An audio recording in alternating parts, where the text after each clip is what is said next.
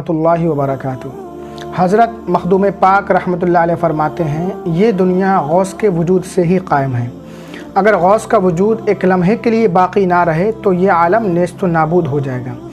Sheikh Ibnul अरबी फरमाते हैं, दुनिया उस वक्त तक महफूज रहेगी जब तक इसमें गौस मौजूद रहेगा। नाज़रीन, गौस का मनसब औलिया किराम में बहुत अफजल व आला मनसब होता है। अल्लाह रब्बुल इज़्ज़त अपने ख़ास बंदों को ये मनसब अता फ़रमाता है।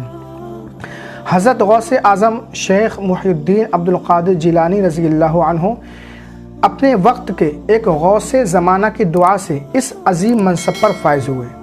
शेख अबू सईद अब्दुल्ला फरमाते हैं, मैं अपने जवानी के दिनों में इल्म हासिल करने के लिए बगदाद शरीफ में ठहरा हुआ था। इब्न सक़ा मेरे दोस्त थे।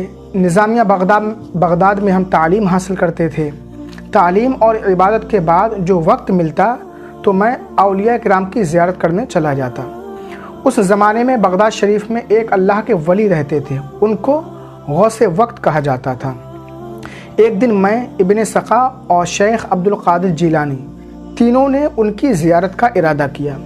इब्न सक़ा ने कहा, आज मैं उन गौसे ज़मा से एक ऐसा मसला दरियाफ़्त करूँगा कि उनसे जवाब बन नहीं पड़ेगा। मैंने कहा, एक मसला मुझे भी दरियाफ़्त करना है, देखता हूँ इस मसले में उनकी क्या राय होती है। हज़रत सरकार गौस आज़म रज़ियल्लाहु अन्हु ने फरमाया, माअज़ल्लाह माअज़ल्लाह, मैं उनसे कोई सवाल करूँ? मैं तो सिर्फ़ उनके दीदार से मुशर्रफ़ होने, उनसे बरकतें लेने के लिए जा रहा हूँ। इस गुफ्तगू के बाद हम तीनों उनके घर पहुँचे। कुछ देर बाद वो अपनी जगह पर तशरीफ़ लाए। बैठते ही उन्होंने बहुत ही गज़बनाक नज़रों से इब्न सक़ा की तरफ देखकर फरमाया, तुझ पर अफसोस है कि तू मुझसे ऐसा मसला पूछना चाहता है जिसका जवाब मैं नहीं जानता हूँ। सुन, तेरा सवाल ये है और उसका जवाब ये है। याद रख इब्न सक़ा, मैं तेरे अंदर कुफ्र की आग को भड़कता हुआ देख रहा हूँ। उसके बाद शेख मेरी तरफ मुतवज्जे हुए और फरमाया, ऐ अबू सईद, तू भी मुझसे एक मसला पूछना चाहता है। सुन, मैं इस मसले में क्या कहता हूँ। तेरा सवाल ये है और इसका जवाब ये है, लेकिन बेअदबी की वजह से तू दुनिया में अपने कानों की लौ तक डूबा रहेगा। ये फरमाकर वो गौस ज़माना सरकार गौस आज़म रज़ियल्लाहु अन्हु की तरफ मुतवज्जे हुए।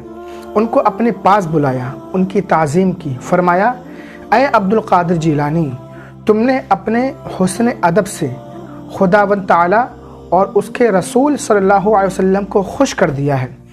इस हुस्न अदब के बाइस मैं देख रहा हूँ तुम एक दिन बगदाद के मिंबर पर बैठोगे और शान से कहोगे, कदमी हादिही अला रक़बती कुल्ली वलिय्यिल्लाह, मेरा ये कदम तमाम औलिया अल्लाह की गर्दन पर है।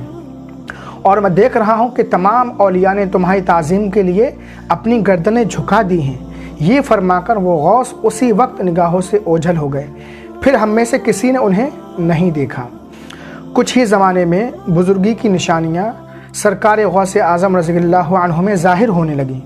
आपकी विलायत पर ख़ास व आम सब ने इजमा कर लिया और एक दिन मिंबर पर चढ़कर आपने फरमाया, मेरा कदम तमाम औलिया किराम की गर्दनों पर है। उस वक्त के तमाम औलिया किराम ने आपकी बुज़ुर्गी का इकरार किया। मुअज़्ज़ज़ नाज़रीन, इस तरह सरकार गौस आज़म रज़ियल्लाहु अन्हु को गौस का अजीम मनसब हासिल हुआ। इससे हमें ये नसीहत भी हासिल होती है कि औलिया किराम और बुज़ुर्गान दीन की बारगाह में बहुत ही अदब व एहतराम के साथ जाना चाहिए, अच्छी नीयत से जाना चाहिए। नाज़रीन, गौस का जिस्म बहुत ज़्यादा लतीफ़ यानी ट्रांसपेरेंट होता है। शेख अकबर फरमाते हैं, उन्होंने काबा के तवाफ़ के दौरान एक ऐसे इंसान को देखा जो तवाफ़ कर रहा था और किसी से टच नहीं होता था। अगर दो लोग के दरमियान से निकल जाता तो उनको जुदा नहीं करता। मैंने ये ख्याल किया ये कोई रूह है। बाद में मुझे मालूम हुआ कि वो गौस हैं। हज़रत मखदूम पाक रहमतुल्लाह अलैह फरमाते हैं कि गौस काबा के मुजाविर होते हैं, काबा के खादिम होते हैं, हमेशा खाना काबा में रहते हैं। गौस एक सेकंड में सैकड़ों जगहों पर ज़ाहिर हो जाते हैं। गौस लोगों की निगाह से कभी पोशीदा रहते हैं, कभी ज़ाहिर हो जाते हैं। उम्मीद करते हैं आपको हमारी ये वीडियो पसंद आई होगी। वीडियो को लाइक اور ثواب کی نیت سے شیئر ضرور کریں. چینل کو سبسکرائب کریں, گھنٹی کا بٹن دبا کر آل پر ضرور کلک کریں. انسٹاگرام, فیس بک پر ہمیں فالو کریں, لنک ڈسکرپشن میں ہم نے دے دیا ہے. لا الہ الا اللہ محمد رسول اللہ.